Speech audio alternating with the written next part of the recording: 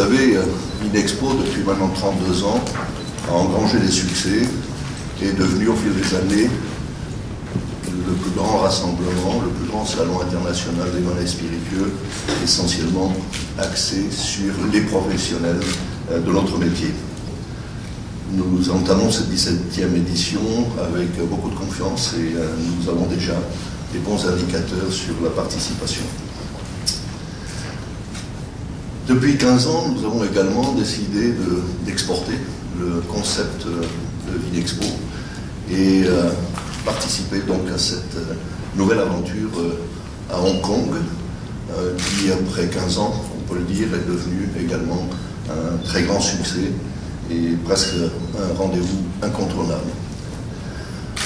Face à ces bons résultats, mais aussi face à l'incroyable attraction qu'opère aujourd'hui le marché asiatique, Vinexpo a décidé de continuer à se développer et à se déployer sur le marché d'Asie. Nous avons donc 3 projets à vous présenter, ou 2 projets et demi, je vais plutôt dire, aujourd'hui. Tout d'abord Hong Kong, qui continue, mais dont la taille va substantiellement augmenter, puisque nous prévoyons environ 50% de surface supplémentaire proposée aux exposants. Nous avons décidé, compte tenu de la vague très porteuse du marché asiatique et en particulier de la Chine, de poursuivre notre aventure Hong Kong sur la Chine continentale et donc de proposer à nos exposants une formule spécifique sur Pékin. Et dernier projet, dernière réalisation, c'est le marché japonais. Il est vrai que depuis quelques années, l'emballement de la Chine a un peu occulté le Japon.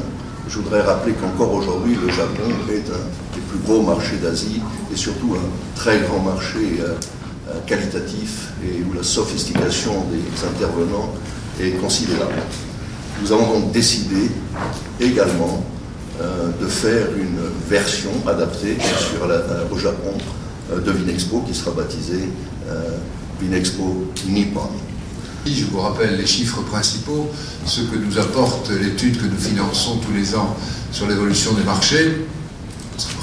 Gardez en tête que donc le marché asiatique en général va 4 fois plus vite en termes de croissance, en volume et en valeur que la moyenne mondiale, et que le marché chinois, lui, alors certes il part de pas grand-chose, va encore beaucoup plus vite que la moyenne asiatique. Nous allons accroître de 50% la surface du salon de Hong Kong, qui va donc le porter à 15 000 m² de stand.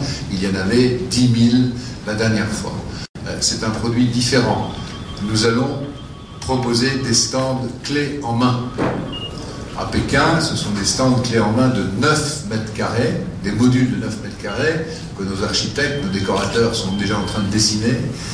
Et il n'y aura pas de possibilité de faire autrement, sauf cas très particulier, si un pays veut acheter de la surface nue et s'installer, mais il devra respecter l'architecture générale que nous aurons installée.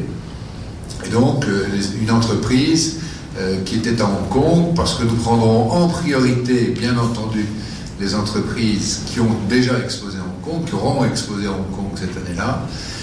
Donc, une entreprise pourra, pour une somme relativement modeste, vous allez voir combien ça coûte, louer 9 m² pour 2 jours et ainsi recevoir toujours des professionnels, c'est toujours du B2B, business to business, pas d'entrée au grand public, business to business, recevoir des Pékinois qui sont peut-être déjà venus à Hong Kong quelques jours avant, mais qui aimeront revenir dans leur propre ville, et puis des acheteurs, des professionnels de tout le nord de la Chine et du Grand Pékin, bien entendu. Bon, tout ça pour un prix, 9 m², je répète, tout installé, il suffit d'arriver avec ses bouteilles, et nous allons proposer ce service-là entre Hong Kong et Pékin pour ceux qui en ont besoin, autrement les agents de Pékin fourniront le vin, pour un prix qui va se situer aux alentours de 5 000 €, tout compris. Encore une fois, ils viendront simplement avec leur bouteille. Il y a l'hôtel Shangri-La qui est juste en face, enfin il y a tout ce qu'il faut nécessaire pour travailler dans les meilleures conditions possibles.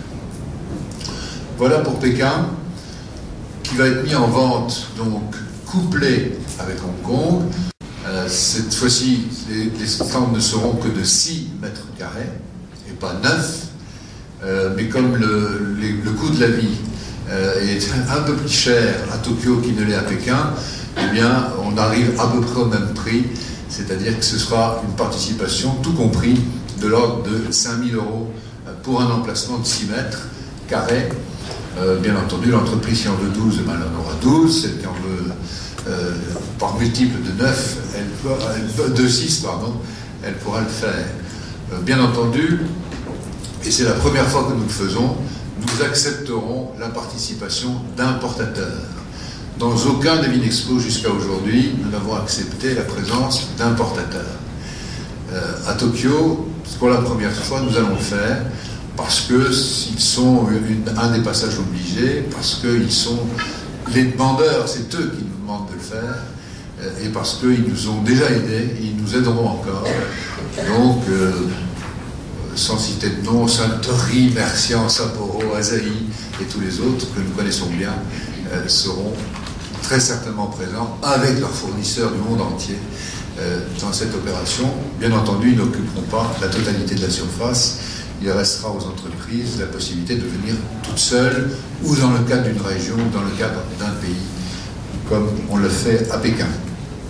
Tokyo va être commercialisé dès la rentrée de septembre 2013, de façon à ce que les entreprises puissent intégrer ça dans leur budget 2014.